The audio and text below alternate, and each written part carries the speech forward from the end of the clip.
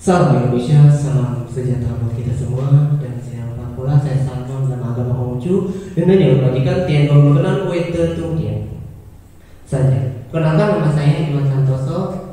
Saya ingin menyampaikan keagamaan yang bertema Indonesia Mandiri serta deklarasi etos maupun revolusi.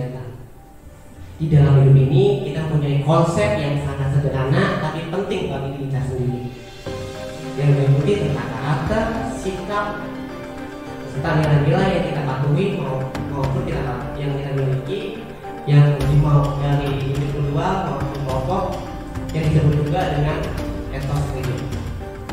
Nah, untuk Bapak Ibu dan para penting, saya kibarkan dalam dunia kerja.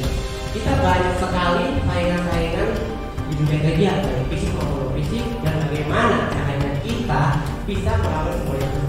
Saya ada beberapa hal yang saya akan kasih tahu kepada Bapak Ibu sekalian.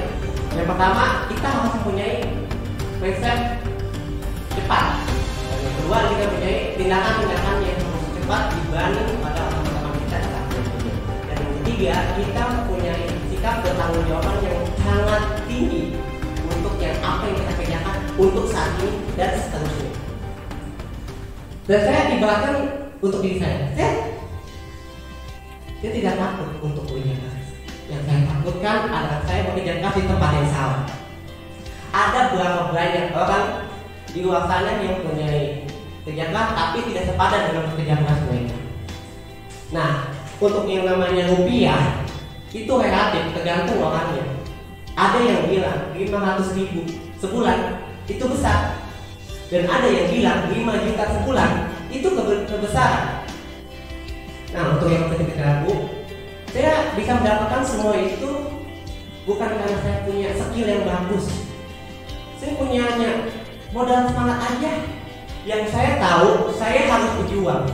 Yang saya tahu, saya harus bekerja keras. Kenapa? Bukan karena apa yang saya jalankan, tapi karena siapa ada di balik saya. Nggak mudah Bapak Ibu, tidak mudah, tidak sama dengan mustahil. Selama itu mudah mustahil, kita perjuangkan. Saya nggak pernah peduli berapa ribu kali saya mencoba dengan kebodohan saya, dengan kegagalan saya akan terus melakukan karena saya punya mereka Bapak Ibu. Saya tidak tahu untuk kali ini Bapak Ibu dan para coaching yang punya knowledge dan proses. Yang saya tahu pada kali ini di sini kita adalah saling membangun sebuah konsep kesuksesan kita sendiri. Ada berapa banyak orang di luar sana yang sukses dengan cara dari bawah menengah sampai ke atas. Kita menyikapi secara sangat simpel, tapi kita sulit menjalankan bagaimana kita bisa mengatur sebuah waktu menjadi waktu lagi untuk menjadi lebih sukses untuk di hari selanjutnya. Dan saya juga ada sebuah cerita sedikit dari teman saya yang berkata cerita kayak begini. Ada seekor burung elang dan burung gagak. Nah, si burung gagak ini adalah dia setiap hari selalu mengganggu burung elang. Dan dari manapun elang berada, dimanapun elang terbang, dia akan selalu mengganggu dan juga membantu sebuah rekening. Tapi kenapa si elang tersebut tidak menanggapi, melawan maupun berlari untuk disingkat?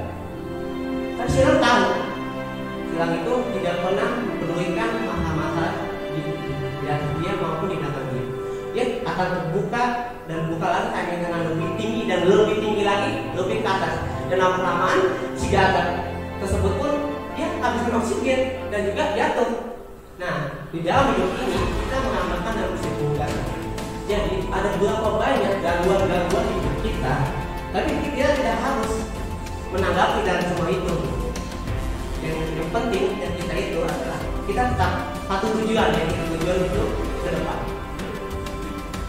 Ada berapa banyak juga orang yang kita dan juga mereka kita dan maupun juga keuangan kita, tapi kita tetap bersikap adil dan bertanggung jawab dalam hal yang seperti ini. Dan bagaimana juga kita harus bisa mengatur poin waktu. Ya, dengan kita bekerja, ya kita juga melakukan aktivitas yang membuat kita merasa takut. Ya udah, kita bekerja sama bukan berarti kita berbanyak musuh, melainkan kita banyak teman adalah banyakkan suatu ikatan-ikatan, suatu hal yang buat kita tidak tahu atau mungkin tidak bisa, tapi kita harus bisa. Dalam hal tersebut kita jelaskan yang pertama tentang karakter. Nah, untuk bahan karakter itu setiap orang tuh berbeda-beda untuk apa itu.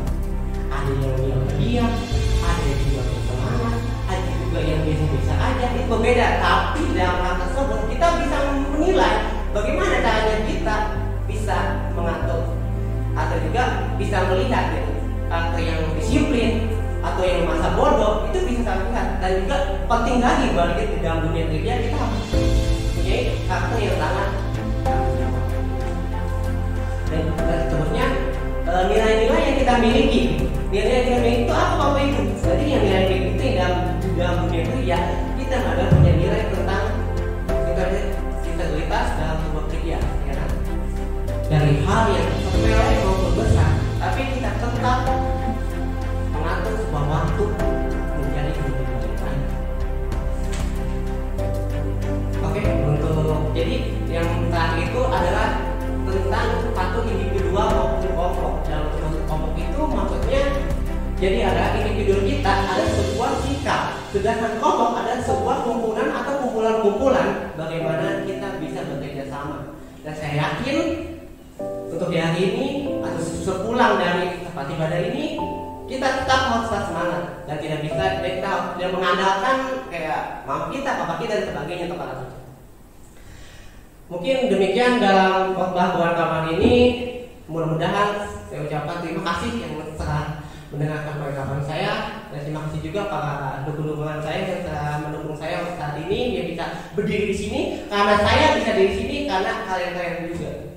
Dan saya juga terima kasih juga kepada orang tua saya bahwa saya bisa karena mereka, karena mereka bisa karena saya. Oke, sebelum saya tutup, terima kasih kita dan dari yang majikan tiada mengenang weta tungkin saja.